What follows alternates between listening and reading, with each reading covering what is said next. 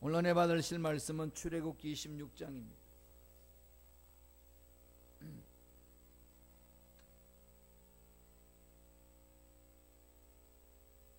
출애굽기 26장 30절에서 37절까지 말씀이 되겠습니다.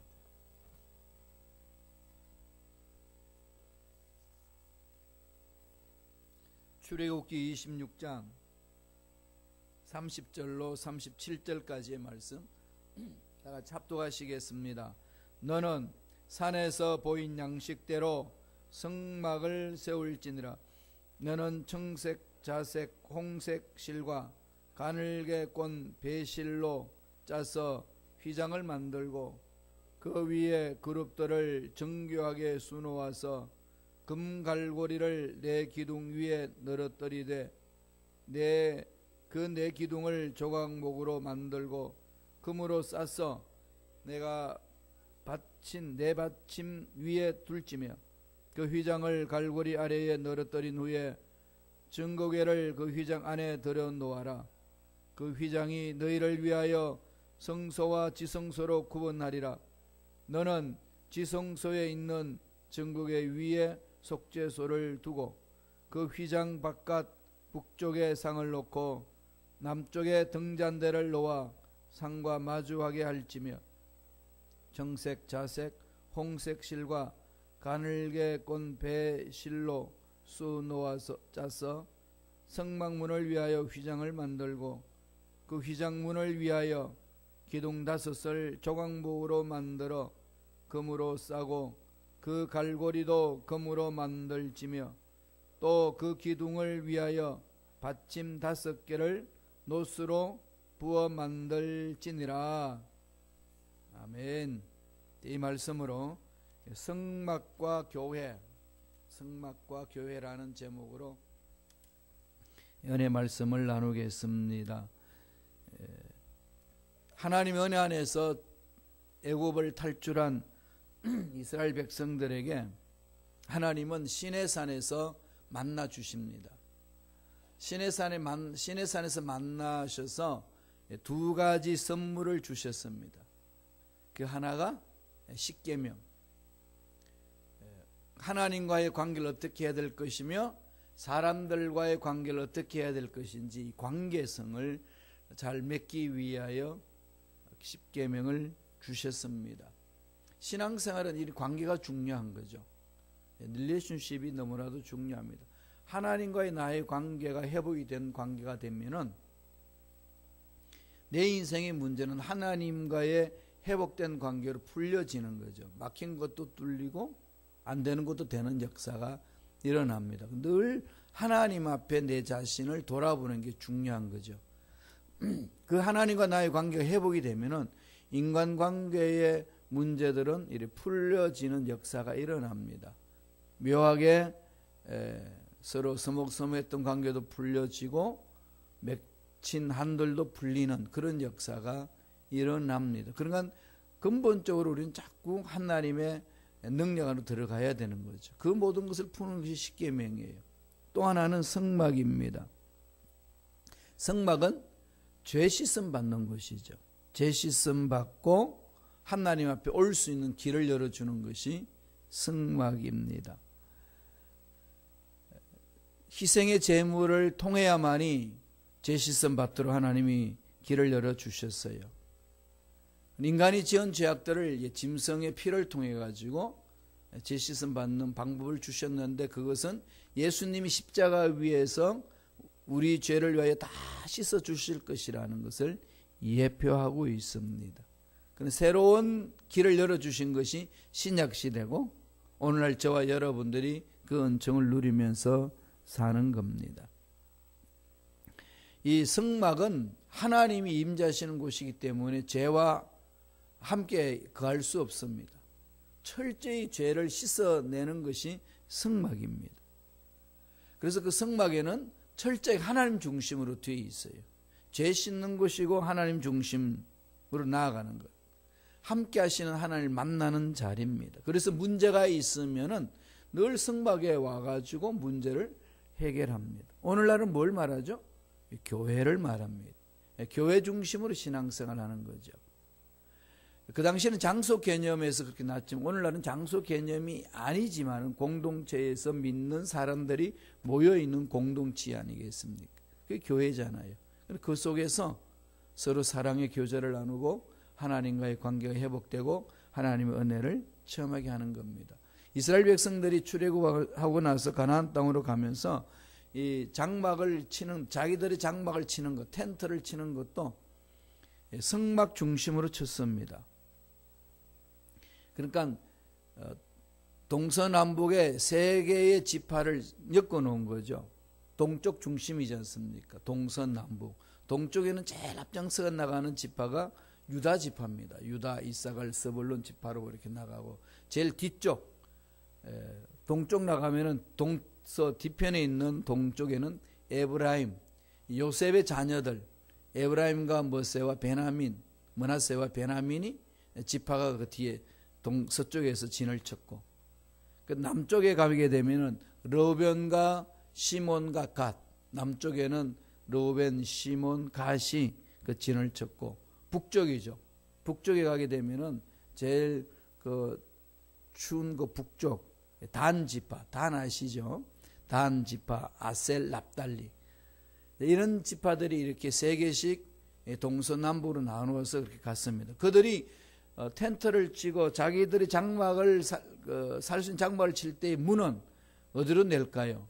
어디에 있든지 간에 성막을 볼 수 있도록 문을 내라고 했습니다. 그러니까 늘 그들의 삶은 성막 중심으로 삶을 사는 거죠. 다시 말씀드리면 하나님을 바라보고 나아가는 겁니다. 마음이 늘 하나님께 열려있고, 히브리서 12장 2절에 있는 것처럼 예수를 바라보라. 오늘날은 예수를 바라보라. 늘 예수를 바라보는 거죠. 문제 있잖아요. 사람 보지 마시고 환경 보지 마시고 예수를 바라보셔야 돼요. 이 문제 예수님 함께 하시면 예수님의 만져주심으로 문제는 풀려질 것이라는 믿음으로 달려가는 거죠. 히브리서 3장 1절은 예수를 깊이 생각하라. 늘 저와 여러분들은 늘 마음속에 깊이 예수가 가득 차 있어야 된다는 거죠. 그래서 성막을 만들어놨는데 겉으로 보기에는요 보잘것이 없습니다. 그러나 그 속에는 아무나 못 들어가죠. 유대인만 들어갈 수 있습니다. 그게 성막의 뜰이라는 것이 있는데, 나중에 이제 솔몬이 짓고 헤롯이 지었을 때 성전을 지었지 않습니까? 뜰이 있는데 이방인 뜰도 있고 뭐 여인의 뜰도 있다는데 그것은 나눠져 있어요. 이방인들이 성막으로 들어올 수 있는 길은 없습니다. 이방인들이 성전으로 들어올 수 있는 길은 없어요. 다만 성전 근처에 이렇게 이중으로 되어 있는 한에 뜰이 있지만은 그것이 와서 지낼 수는 있지만은 완전히 그 안에 들어오는 것은 유대인만 들어옵니다. 성소는 또 누가 들어갈까요? 성소에는 제사장만 들어갑니다. 그럼 또 하나는 지성소 누가 들을까요? 제사장 중에 선발된 대제사장만 들어가는 거죠.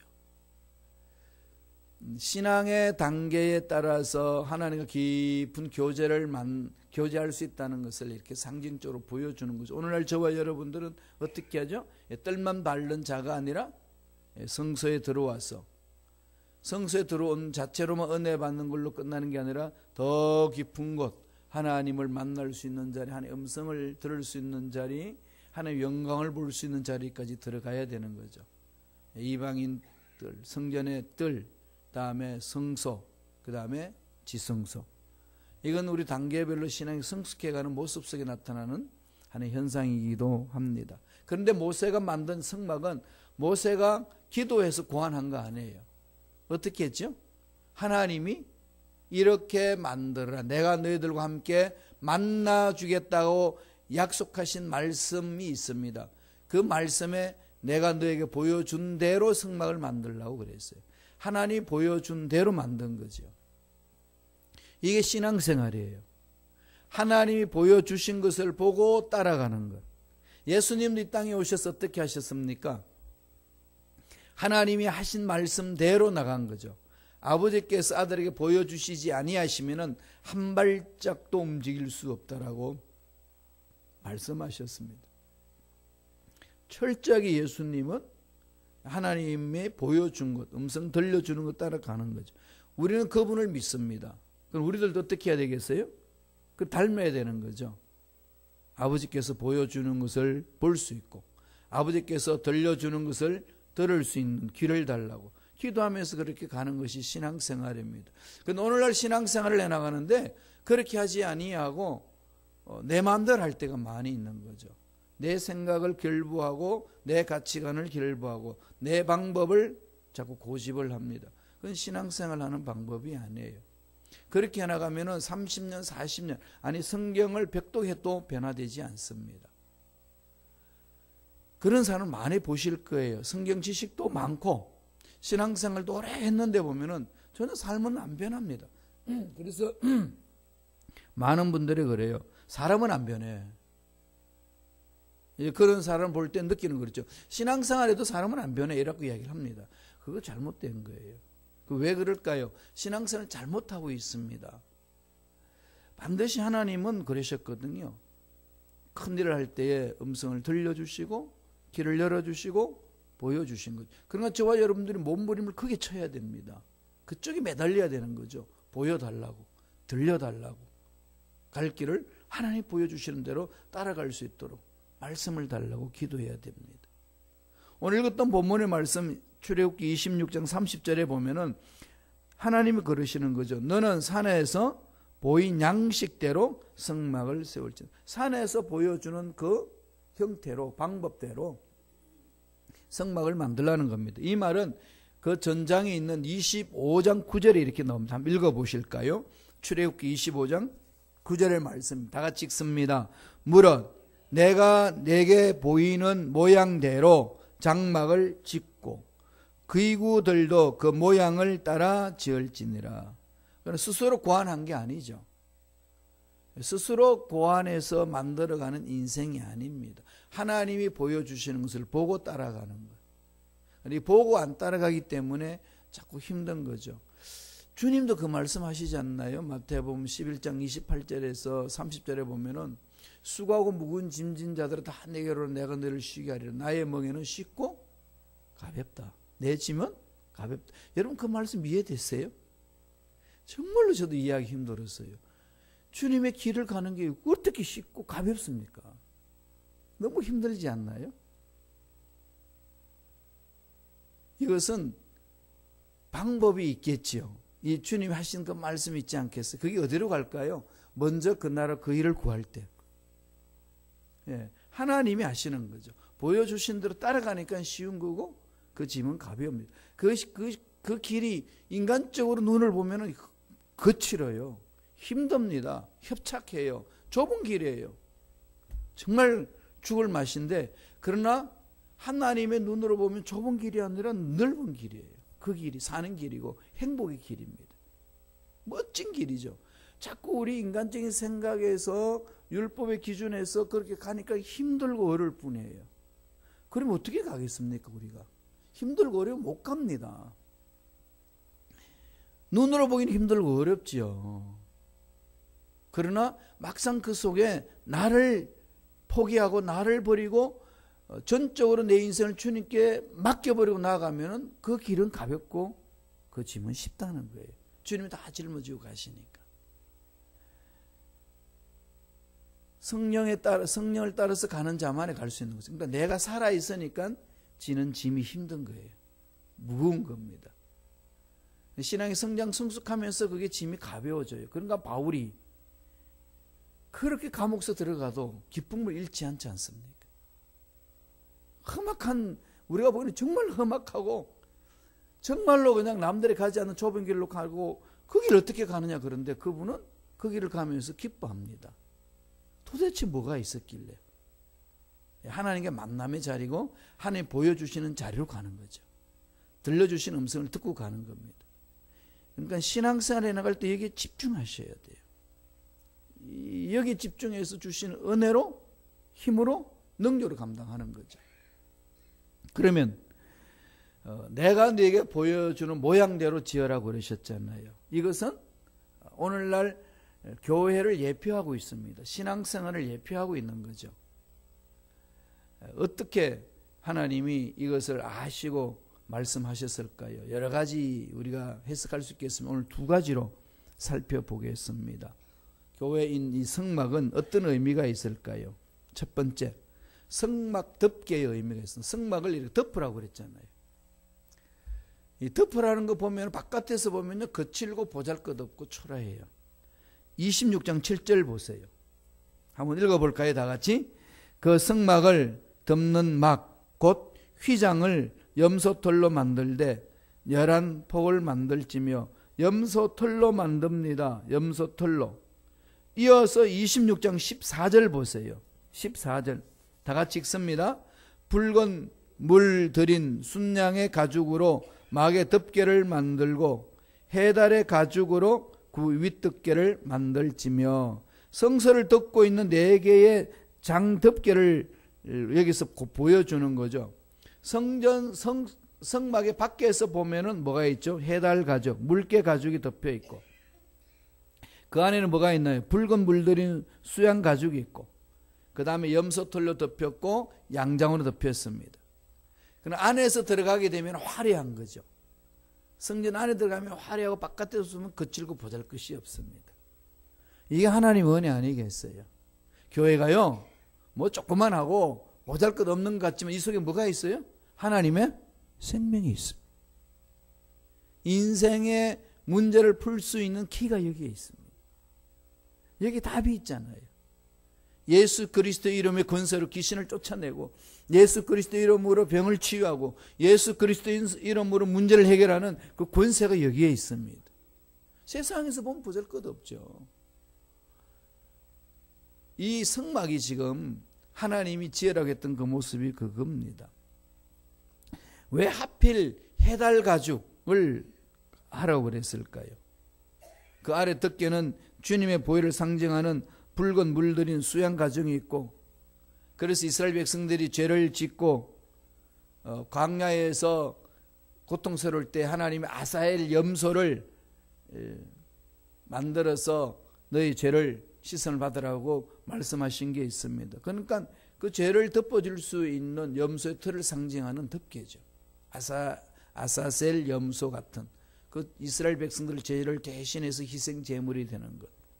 그러니까 성막을 보면은 바깥에서는 정말 보잘것없는 것 같지만은 그 속에 들어가게 되면은 죄 씻음 받을 수 있는 그 모든 것을 상징하는 것으로 되어 있습니다. 그리고 바깥에 또 마지막으로 청색, 자색, 홍색, 흰색 실로 수는 양장이 덮여 있습니다. 이 색깔 4가지는 예수님을 상징하거든요. 청색은 하나님의 아들을 상징하는 거고, 자색은 왕을 상징하는 거고, 홍색은 피를 상징하는 것이고, 흰색은 완전한 인간을 상징합니다. 뭘 말하죠? 완전한 하나님이시면서 완전한 인간이신 예수님을 상징하는 거죠. 겉으로 볼 때는 초라한 해달 가죽이 덮어져 있는 것 같지만은 그 속에는 십자가의 은총이 나타나는 것, 죄 씻음을 받고 생명이 있는 그것으로 이야기를 하고 있습니다. 그러니까 성막 안에 들어오지 않는 사람은 성막 안에 어떠한 보배가 있는지를 모릅니다. 성막 바깥에서 보면 해달 가죽만 들어있으면 초라한 것 같지요. 그러나 그 안에는 엄청난 기중이 있습니다. 기중한 품이 있습니다. 귀중한 것들이 담겨 있는 거죠. 오늘 교회에서 바깥에서 보면 건물이 이런 모습 저런 모습 되어 있겠지만은 그 건물 모양에 의해서 교회를 판단하는 것이 아니라 그 속에 들어있는 생명력이 있다는 겁니다. 들어와야 알아요. 교회 뜰에서 움직이면은 이 교회 공동체 일어나는 하나님의 역동적인 그 역사를 체험할 수가 없습니다. 들어오셔야 돼요. 어디까지 들어오라고 하나님 말씀하셨죠? 지성소까지. 그 들어가는 겁니다. 덮개는 죄를 덮어주셨다. 생명을 살려주신다. 이 덮개의 의미가 있고요. 죄 씻음 받는 곳이라는 의미가 있고, 두 번째 의미가 하나 있는 것은 성막의 휘장의 의미입니다. 성막 안에 덮는 휘장도 있고 성소와 지성소 사이에 막아놓는 휘장이 있지 않습니까? 왜 막아놨을까요? 말씀을 보겠습니다. 31절이에요. 26장 31절 다 같이 읽습니다. 너는 청색, 자색, 홍색 실과 가늘게 꼰 배실로 짜서 휘장을 만들고 그 위에 그룹들을 정교하게 수놓아서, 지성소 휘장은 청색, 자색, 홍색, 가늘게 꼰 배실로 사용합니다. 이게 다 의미가 있어요. 배실이라는 것은 예수님의 겸손한 것, 거룩한 삶을 상징합니다. 청색실은 예수님의 하나님 되심, 하나님이 되신 것. 자색은 예수님이 왕 되신 것. 홍색실은 뭐죠? 그리스도의 보혈을 말하는 구속하시는 것. 배실은 겸손, 거룩함을, 청색실은 하나님 됨을. 예수님 하나님이라는 거예요. 인간일 뿐만 아니라 하나님이시다. 자색은 뭘까요? 자색은 왕들이 입는 거죠. 예수님은 왕으로 오셨다. 그래서 우리 나중에 베드로전서 2장 9절에 보면 너희는 왕 같은 제사장이다. 그걸 상징하는 거죠. 홍색 실을 꼬라는 것은 예수님의 보혈, 구속을 의미합니다. 36절 한번 보세요. 구체적으로 말씀하고 있죠. 출애굽기 26장 36절도 그 말을 하고 있습니다. 읽습니다. 청색, 자색, 홍색 실과 가늘게 꼰 배실로 수 놓아 짜서 성막문을 위하여 휘장을 만들고, 성소와 지성소 사이에 그렇게 만든 거죠. 그 성막에 들어오면은 휘장이 있고, 성전과 성소 사이에 성소와 지성전 사이에 구분하는 데서 휘장이 있습니다. 성소와 지성소 사이에 있는 휘장은 중요한 의미입니다. 뭘 가르칠까요? 그건 대제사장만 휘장 안으로 들어가요. 지성소 안으로. 그럼 제사장들이 성소에서 제사를 드릴 때에 휘장을 볼 수 있지 않겠어요? 무슨 상징일까요? 경고가 있는 거죠. 이 휘장 함부로 못 들어간다. 거기는 빛도 없어요. 하나님 빛이시니까. 인간이 만든 빛을 필요 없습니다. 하나님 빛이기 때문에. 지성소에는 그게 없습니다. 나중에 대제사장이 들어갈 때에 불빛을 비추면서 이제 제사를 드리기 위해서 하지만 거기는 우리 불을 두지 않아요. 촛불은 어디에 있죠? 성소에 있습니다. 성소에서 제사를 드릴 때에 그 제사장의 마음에는 뭐가 있을까요? 여기 들어가면 죽는다 이거잖아요. 그래서 성막에 떡이 있고, 성소에는 떡이 있고, 그 다음에 촛대가 있고 분향단이 있습니다. 그러면서 함부로 죄인이 들어갈 수 없다는 것, 거룩함을 계속 강조해 줍니다. 그러니까 휘장을 볼 때마다 나는 죄인입니다 고백하는 거죠. 그런 십자가를 바라볼 수밖에 없도록 만드는 거죠. 하나님을 바라볼 수밖에 없게 만드는 겁니다. 자기가 죄인이라는 사실을 철저히 알 때야만이 비로소 하나님의 그 은혜를 깊이 체험을 합니다. 신앙이 성숙하면은 내 속에 숨어있는 죄성이 그냥 막 드러나요. 하나님을 만나면 만날수록 내 속에 있는 죄성이 드러납니다. 육체의 연약성이 더 민감해지는 거죠. 그러니까 더 하나님을 신뢰하고 성령을 사모할 수밖에 없지 않겠습니까? 초신자 때의 죄에 대한 생각하는 것하고 신앙이 성숙하면서 죄에 대해서 바라보는 그 심령은 다릅니다. 성숙해 가기 때문에 오히려 더 죄에 대해서 민감한 거예요. 그럼 민감하니까 그것을 해결하기 위해서 어디로 가야 되겠어요? 그리스도의 보혈을 의지해야 되고, 그 다음 뭘 의지해야 되죠? 성령을 의지해야 돼요. 이게 바울이 로마서 7장에서 8장 그 자기의 내면에 들어있는 그 내용을 그렇게 풀어놓은 것이 로마서 7장 15절 이하에서 로마서 8장까지 이어지는 겁니다. 7장은 자기 속에 있는 엄청난 죄성을 들춰내는 거죠. 감당 못합니다. 나는 이런 인간이라고. 이 일을 감당하지 못하겠다고 그렇게 고백하고 살 길을 찾습니다. 어디로? 8장에 가면은 성령 안에서, 성령의 법 안에서 모든 것을 내가 자유함을 얻습니다 고백하는 내용이에요. 그래서요 로마서 7장과 8장을 계속 한번 묵상해 보세요. 저도 힘들고 어려울 때마다 제 자신을 바라볼 때마다 늘 그것을 바라봅니다. 로마서 7장 15절 이하를 바라봅니다. 그러면 오호라 나는 공고한 사람이다. 누가 나를 이 죄악의 몸에서 건져내라. 자기한테 선한 것은 하나도 없다는 거예요. 무슨 덩어리고 구제불능성이고 안 된다는 겁니다. 은혜 받은 줄 알았더니 역시 미운 사람 믿고 고통스럽다는 거예요. 왜 이런지 모르겠다. 특별히 그 사람에게 뭐 욕하고 더러운 말을 하고 이래가지고 내 마음이 아프고 그런 것도 아닙니다. 나도 모르게 그 사람을 보면은 보기 싫고 또 누군가 나를 괴롭혀서 내가 그 사람이 싫은 게 아니라 왠지 마음이 그런 게 있습니다. 그게 왜 나오는지 모르겠다는 거예요. 자기한테. 그게 인간의 연약함이 있다는 거죠. 예수를 믿어 능력 사역을 했던 사도 바울이 사역을 마무리 지으면서 그런 말을 했습니다. 그러니까 저와 여러분 늘 그게 있는 거죠. 언제까지 그럴까요? 죽을 때까지, 육체를 벗을 때까지 그렇습니다. 그럼 어떻게 해야 되나요? 성령 충만하게 그걸 이겨내야 되는 거죠. 성령 충만하려면 어디로 가야 되죠? 날마다 예수님 십자가를 바라봐야 돼요. 주님이 길을 열어주셨잖아요. 너무 잘 아는 말씀 한번 읽어보실래요? 요한복음 14장 6절 다 찍습니다. 예수께서 이르시되 내가 곧 길이요 진리요 생명이니 나로 말미암지 않고는 아버지께로 올 자가 없느니라. 예수님이 십자가에서 돌아가시면서 그냥 엘리엘리라마 사박다니 주여 주여 날 어찌하여 나를 버리시니까. 그래서 운명하실 때에 그 휘장이 쫙 갈라졌습니다. 무슨 얘기인가요? 모든 죄를 씻어버렸다. 모든 죄를 다 없애버렸다. 그러니까 이제는 누구든지 그 지성소 안으로 들어갈 수 있습니다. 그런 길을 열어놨는데 왜 안 들어가시려고 이렇게 뜰에만 움직이다가 그냥 집에 돌아가고, 기껏 들어온 것이 성소까지만 들어오다가 그냥 은혜 받았다고 하고, 지성소의 그 깊은 하나님의 은혜 속에 잠기지 못하는 그런 얕은 신앙생활을 하느냐는 겁니다. 베풀어 주신 은혜가 있는데 깊이 들어오셔야 돼요. 그게 살 길입니다. 히브리서 10장 20절에 보면 이런 말씀이 있습니다. 그 길은 우리를 위하여 휘장 가운데로 열어놓으신 새로운 살 길이요. 휘장은 곧 그의 육체니라. 새로운 살 길이라는 거죠. 새롭고 뉴하고 and the living way라는 겁니다. 새로운 길이고 living way, 살아있는 살 길이라는 거죠. 우리가 살 길은 그 길이라는 겁니다. 들어가야 돼요.